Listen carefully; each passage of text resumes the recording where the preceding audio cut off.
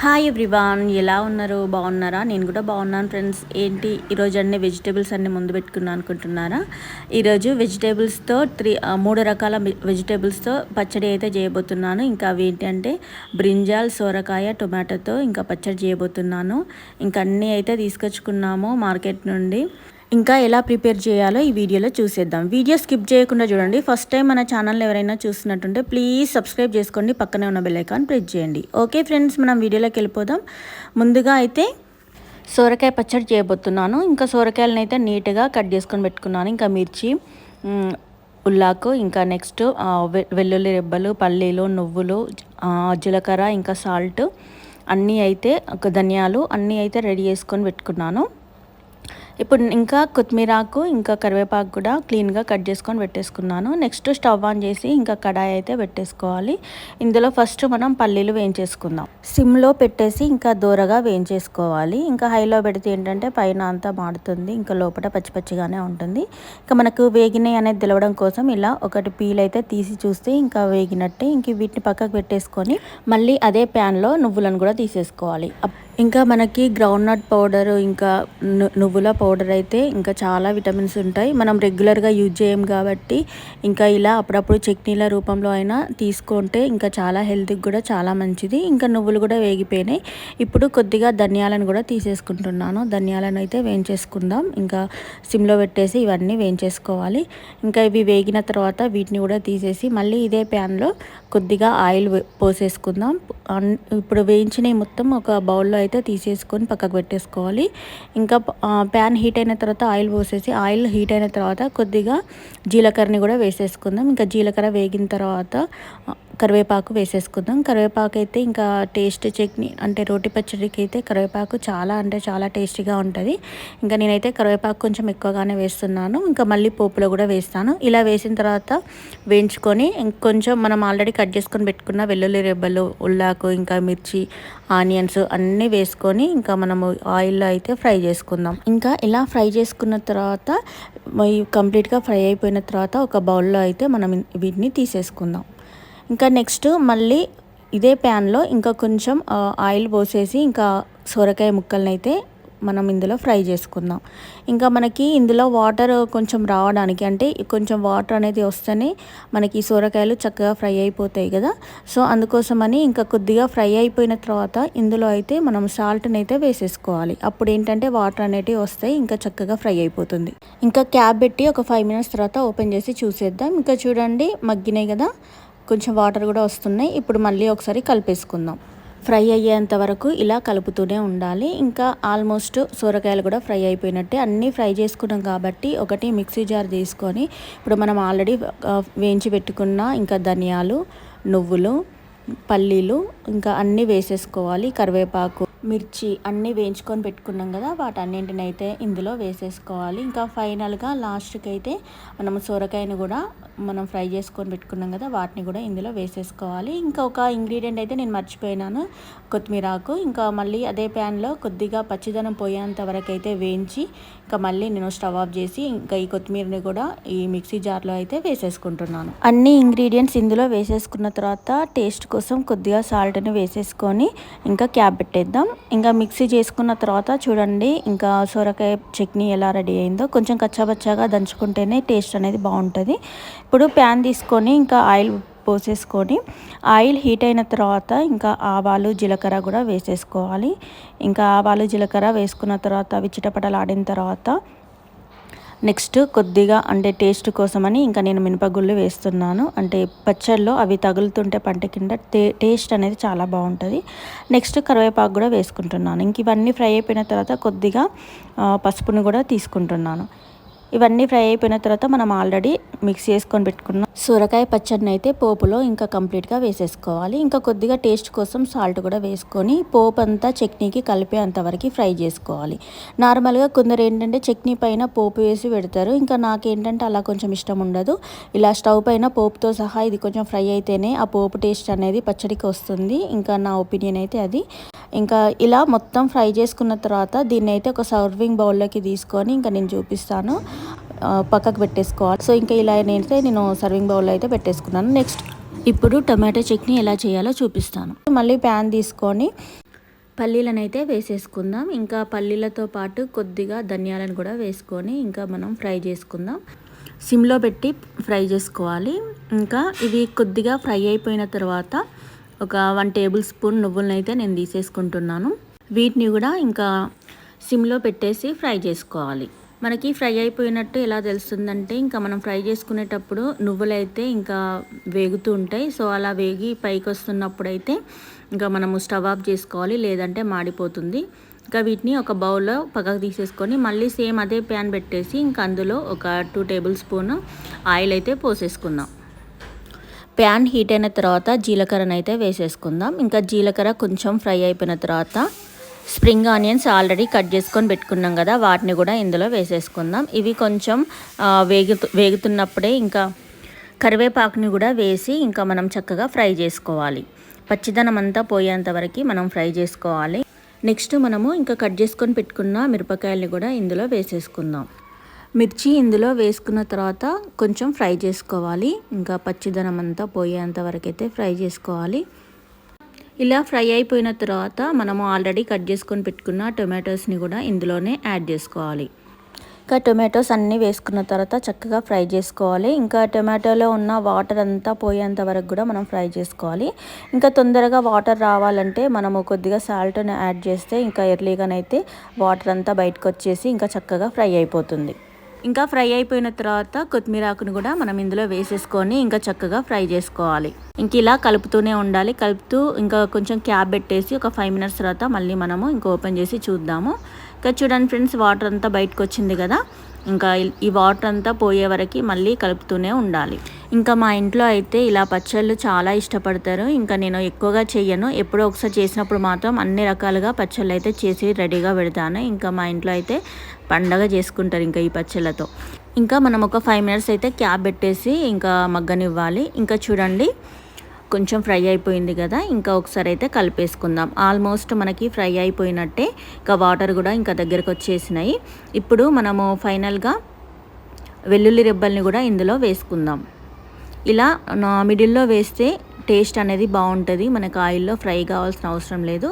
అవసరం అనుకుంటే ఆయిల్లో కూడా వేసి ఫ్రై చేసుకోవచ్చు. ఇంకా నేనైతే కొంచెం పచ్చిగా అయితే ఇంకా బాగుంటుంది అనేసి ఇంకా నేనైతే అలా వేసుకున్నాను. ఒక 5 మినిట్స్ అయితే ఇంకా మగ్గనిచ్చి ఇంకా మనం తర్వాత క్యాప్ ఓపెన్ చేసి చూద్దాం. ఇంకా చూడండి మనకి ఇంకా అయిపోయినట్టే. కొంచెం వాటర్ ఉన్నా పర్లేదు, ఎందుకంటే మనం అంత ఎక్కువగా ఏం చేయట్లేదు కాబట్టి తొందరగానే అయిపోతుంది. ఇంకా ఇప్పుడు స్టవ్ ఆఫ్ చేసుకొని మిక్సీ జార్ తీసుకొని అందులో మనము ఆల్రెడీ ఫ్రై చేసుకొని పెట్టుకున్న అన్ని ఇంగ్రీడియంట్స్ని ఇందులో ఒక్కొక్కటిగా వేసేసుకుందాం. ముందుగా పల్లీలు, నువ్వులు, ధనియాలు వేయించి పెట్టుకున్నాం కదా, ఇంకా మిక్సీ జార్లో వేసేసుకున్న తర్వాత ఇంకా ఆల్రెడీ మనం ఫ్రై చేసుకొని పెట్టుకున్న టొమాటోస్, మిర్చి అవన్నీ కూడా ఇందులో వేసేసుకోవాలి. ఇంకా వేసుకొని కొంచెం వేడిగా ఉంది కదా, ఒక 5 మినిట్స్ అయితే మనం వెయిట్ చేయాలి. ఎందుకంటే హీట్తో ఉన్నప్పుడు మనము మిక్సీ చేసుకుంటే ఏంటంటే ఇంకా కొంచెం టేస్ట్ అనేది చేంజ్ అయిపోతుంది.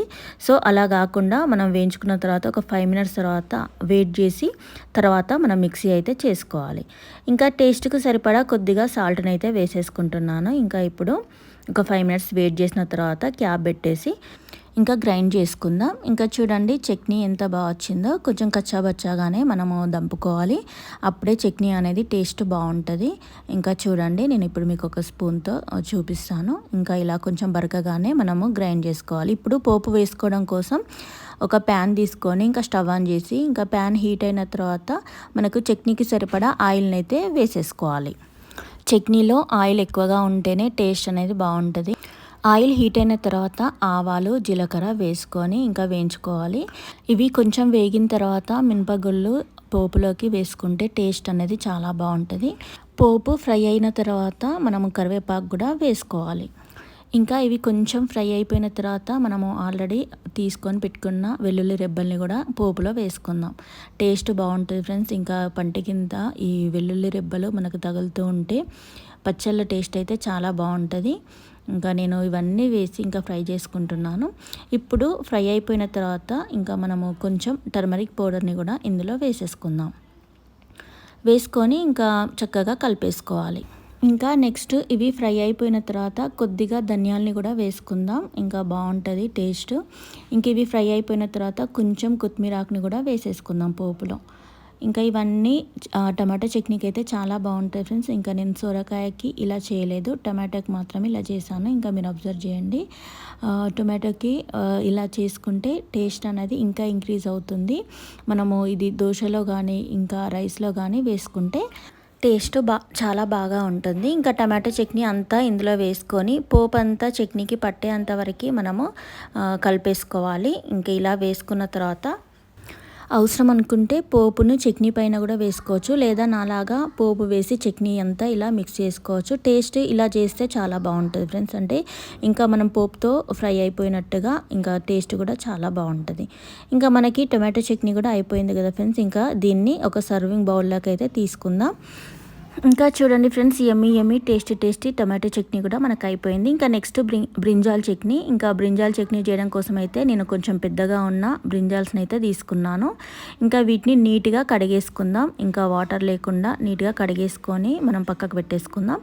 ఇంకా నెక్స్ట్ వీటిని కటింగ్ అయితే ఇంకా వాటికి తొడిమెలు ఉండకుండా నీట్గా ఒక 4 పీసెస్ లాగానైతే కట్ చేసుకోవాలి. ఎందుకంటే మనము ఫ్రై చేసుకుంటాం కాబట్టి, ఇంకా మిక్సీ చేస్తాం కాబట్టి మనకి సన్నగా అవసరం లేదు, కొంచెం లావుగా ఉన్నా పర్లేదు. ఇలా 4 పీసెస్ లాగానైతే కట్ చేసుకోవాలి. ఇలా అన్ని బ్రింజాల్స్ని ఇలానే చేసేసుకోవాలి. ఇంకా వంకాయ చట్నీ అయితే చాలా టేస్టీగా ఉంది ఫ్రెండ్స్, డిఫరెంట్గా ఉంది. ఇంకా సొరకాయ చట్నీ టొమాటో చట్నీ కంటే వంకాయ చట్నీ అయితే చాలా బాగుంటుంది. ఇంకా ఇలా తెల్ల వంకాయలతో కూడా బాగుంటుంది, ఇంకా నల్ల వంకాయలతో అయితే ఇంకా చాలా బాగుంటుంది ఫ్రెండ్స్. ఇంకా నేను అప్పుడప్పుడు ఈ వంకాయలతో గుత్తి వంకాయ కూడా చేస్తాను. ఆ వీడియోస్ కూడా నేను నా ఛానల్లో అప్లోడ్ చేశాను, ఎవరైనా చూడని వాళ్ళు ఉంటే చూసేయండి. ఇంకా బ్రింజాల్స్ మొత్తం కట్ చేసుకున్న తర్వాత ఒక బౌల్లో వాటరు ఇంకా సాల్ట్ పసుపు వేసుకున్న వంకాయ ముక్కలని అన్నీ ఇందులో వేసుకోవాలి, ఎందుకంటే నల్లబడకుండా. ఇలా వేసుకున్న తర్వాత వీటికి ఇంకా ఏమేమి ఇంగ్రీడియంట్స్ కావాలంటే టొమాటోస్ మనం క్లీన్గా కడిగేసుకొని పెట్టుకోవాలి. ఇంకా వీటిని పీసెస్ లాగా కట్ చేసుకుందాం. ఇంకా నీట్గా పురుగులు లేకుండా ఉన్న టొమాటోస్ అయితే ఇంకా మనం తీసుకోవాలి. ఇంకా కొంచెం రెడ్గా ఉండాలి, కొంచెం పచ్చిగా ఉన్న టొమాటోస్ని మనం యూజ్ చేయొద్దు. ఇలా వీటిని పీసెస్ లాగా చేసుకుందాం. ఇంకా నెక్స్ట్ వీటితో పాటు ఇంకా మిర్చీస్, కొత్తిమీర ఆకు, వెల్లుల్లి రెబ్బలు, ఇంకా ఆనియన్స్, ఇలా ఇన్ని రకాల ఇంగ్రీడియంట్స్ని తీసుకొని ఇంకా మనం స్టవ్ దగ్గరికి వెళ్ళిపోదాం. ఇప్పుడు స్టవ్ ఆన్ చేసి ప్యాన్ పెట్టేసి ఇంకా ప్యాన్ హీట్ అయిన తర్వాత ఆయిల్ అయితే పోసేసుకుందాం. ఆయిల్ హీట్ అయిన తర్వాత జీలకర్ర కూడా వేసేసుకుందాం. ఇంకా నెక్స్ట్ మనం ఆల్రెడీ కట్ చేసుకొని పెట్టుకున్న వంకాయలని అయితే ఇందులో వేసేసుకుందాం, ఎందుకంటే ఫ్రై కావాలి కదా, సో అందుకోసమని. ఇంకా మనం ఇలా స్లోగా ఫ్రై చేసుకోవాలి. ఇంకా మనం పీసెస్ కూడా కొంచెం పెద్ద సైజులో కట్ చేసుకున్నాం కాబట్టి ఇంకా మనము స్లోగానే ఫ్రై చేసుకోవాలి, ఎందుకంటే వాటర్ కూడా నల్లబడిపోతాయి. అలా కాకుండా మనము కొంచెం టర్మరిక్ పౌడర్ ఇంకా సాల్ట్ కూడా వేసుకొని చక్కగా ఫ్రై చేసుకోవాలి. ఫ్రై అయ్యేంత వరకు మనం కలుపుతూనే ఉండాలి. ఎంత చక్కగా ఫ్రై అయిపోతే టేస్ట్ అనేది అంతా బాగుంటుంది. ఇంకా చూడండి ఫ్రెండ్స్, కొంచెం మగ్గినాయి కదా, ఇలా మగ్గేంత వరకు మనం ఫ్రై చేసుకుంటూనే ఉండాలి. ఇంకా ఇప్పుడు ఫ్రై అయిపోయిన తర్వాత స్టవ్ అయితే ఆఫ్ చేసుకుందాం. స్టవ్ ఆఫ్ చేసుకొని ఇంకా వీటిని ఒక బౌల్లో అయితే వేసేసుకుందాం. నెక్స్ట్ అదే ప్యాన్లో కొంచెం ఆయిల్ వేసేసి ఇంకా వెల్లుల్లి రెబ్బల్ని ఇందులో వేసుకొని అయితే ఫ్రై చేసుకోవాలి. ఇవి కొంచెం ఫ్రై అయిపోయిన తర్వాత మనం ఆల్రెడీ కట్ చేసుకొని పెట్టుకున్న మిర్చీస్, ఇంకా నెక్స్ట్ ఆనియన్స్, ఇంకా కరివేపాకు వేసేసుకోవాలి. ఇంకా కొత్తిమీర కూడా వేసుకొని ఇంకా చక్కగా కలిపేసుకోవాలి. ఇంకా ఇవి ఫ్రై అయిపోయేంత వరకు మనం కలుపుతూనే ఉండాలి, ఎందుకంటే మనం ఆల్రెడీ వంకాయల్ని ఫ్రై చేసుకొని పెట్టుకున్నాం కదా, కొంచెం అడుగు అనేది అంటకుండా ఫ్రై చేసుకుంటూనే ఉండాలి. కొంచెం ఫ్రై అయిపోయిన తర్వాత టొమాటోస్ని కూడా ఇందులో వేసేసుకోవాలి. ఇంకా ఇలా వేసుకొని మనం ఫ్రై అయ్యేంత వరకు కలుపుతూనే ఉండాలి. ఇంకా టొమాటోలో ఉన్న వాటర్ అంతా బయటకు వచ్చేంత వరకు కలుపుకుంటూనే ఉండాలి. ఇంకా చూడండి ఫ్రెండ్స్, ఎంత చక్కగా ఫ్రై అయిపోతున్నాయో. ఇంకా ఇలా 3 రకాల పచ్చళ్ళు అయితే నేనైతే ప్రిపేర్ చేసుకుంటున్నాను. ఇందులో మీకు ఏ పచ్చడి అంటే ఇష్టమో నా కామెంట్ బాక్స్లో కామెంట్ చేయండి. ఇంకా కొంచెం సాల్ట్ని కూడా వేసుకొని ఫ్రై చేసుకోవాలి. ఇంకా చూడండి ఫ్రెండ్స్, ఇంకా ఆల్మోస్ట్ మనకి మగ్గినట్టే ఈ ఫ్రై అయితే. ఇప్పుడు మనం స్టవ్ అయితే ఆఫ్ చేసుకుందాం. ఇంకా స్టవ్ ఆఫ్ చేసుకున్న తర్వాత మిక్సీ జార్ని అయితే తీసుకుందాం. ఇంకా మిక్సీ జార్లో మనం ఆల్రెడీ ఫస్టే ఫ్రై చేసుకొని పెట్టుకున్న బ్రింజాల్స్ని అయితే ఇందులో వేసేసుకుందాం. ఇంకా వేసుకున్న తర్వాత ఇంకా మనము ఈ టొమాటోస్ ఇంకా గ్రీన్ చిల్లీస్ కూడా ఫ్రై చేసుకున్నాం కదా, వాటిని కూడా ఇందులో వేసేసుకుందాం. ఇంకా ఈ కాంబినేషన్ అయితే చాలా బాగుంటుంది ఫ్రెండ్స్. ఇంకా టొమాటో ఉన్న బ్రింజాల్తో చట్నీ చాలా డిఫరెంట్గా ఉంటుంది, చాలా బాగుంటుంది. ఇంకా నన్ను అడిగితే మాత్రం మిక్సీ జార్లో కంటే రోటితో దంచుకోండి, ఇంకా టేస్ట్ ఇంకా ఎక్సలెంట్గా ఉంటుంది. ఇంకా నాకు చేసేంత టైం లేక నేనైతే మిక్సీ జార్లో వేస్తున్నాను, లేదంటే ఒకటే చట్నీ అయితే కంపల్సరీ నేను దంపేసుకుంటుంటే మీకు డెఫినెట్గా ఆ టైప్లో కూడా నేను చూపిస్తాను. ఇప్పుడు క్యాప్ పెట్టేసుకుందాం, క్యాప్ పెట్టేసుకొని మిక్సీ చేసుకుందాం. ఇంకా ఇప్పుడైతే ఓపెన్ చేసి చూపిస్తాను మీకు చట్నీ ఎలా వచ్చిందో. ఇంకా చూడండి ఫ్రెండ్స్, ఎంత టేస్టీగా ఉందో, చూడ్డానికే డిఫరెంట్గా ఉంది. ఇప్పుడు మనము పోపు అయితే వేసుకుందాం. ఇప్పుడు స్టవ్ ఆన్ చేసుకొని ఇంకా పోపు కోసం అయితే నేను చిన్న బౌల్ని తీసుకున్నాను. ఇంకా అదే ప్యాన్లో కాకుండా వేరే బౌల్ని అయితే తీసుకున్నాను. ఇప్పుడు పోపుకు సరిపడా ఇంకా ఆయిల్ని అయితే తీసేసుకుంటున్నాను. ఆయిల్ హీట్ అయిన తర్వాత ఆవాలు జీలకర్రని అయితే వేసేసుకుందాం. ఇంకా ఆవాలు జీలకర్ర చిటపటలాడుతున్నప్పుడు కొంచెం శనగపప్పు ఇంకా మినప్పప్పు కూడా వేసుకుందాం పోపుకు, అంటే టేస్ట్ అనేది చాలా బాగుంటుంది. ఇప్పుడు కరివేపాకు కూడా ఇందులో వేసేసుకుందాం. వేసుకొని కొంచెం పసుపుని వేసుకుందాం. వేసుకొని ఇంకా మనము ఆల్రెడీ మిక్స్ చేసుకొని పెట్టుకున్న బ్రింజాల్ చట్నీ ఉంది కదా, అందులో అయితే వేసేసుకుందాం. ఇప్పుడు మనకి ఎమ్మి టేస్టీ బ్రింజాల్ చట్నీ అయితే రెడీ అయిపోయింది ఫ్రెండ్స్. చూడండి, చూడడానికి ఎంత డెలిషియస్గా ఉందో. దీన్నైతే ఇంకా రైస్లో కానీ ఇంకా చపాతీతో కానీ టేస్ట్ అయితే చాలా బాగుంటుంది. మనకి టిఫిన్స్లో కూడా యూజ్ చేసుకోవచ్చు, ఇడ్లీలో కానీ ఇంకా దోశకైనా ఈ చట్నీస్ చాలా బాగుంటాయి. ఇప్పుడు నేను మీకు బ్రింజాల్ చట్నీ చూపించాను కదా, ఇంకా మనము ఫస్ట్ ప్రిపేర్ చేసుకున్న సొరకాయ చట్నీ, ఇంకా నెక్స్ట్ టమాటో చట్నీ చూడండి ఎంత బాగున్నాయో. ఇలా అయితే నేను ఒకటే రోజులో 3 చట్నీలు అయితే చేశాను. ఇంకా ఓకే ఫ్రెండ్స్, ఓవరాల్గా ఈరోజు వీడియో మాత్రం ఇదే. వీడియో కనుక నచ్చితే ప్లీజ్ లైక్ చేయండి, షేర్ చేయండి, సబ్స్క్రైబ్ చేసుకోవడం మాత్రం మర్చిపోకండి. Thanks for watching. Bye bye.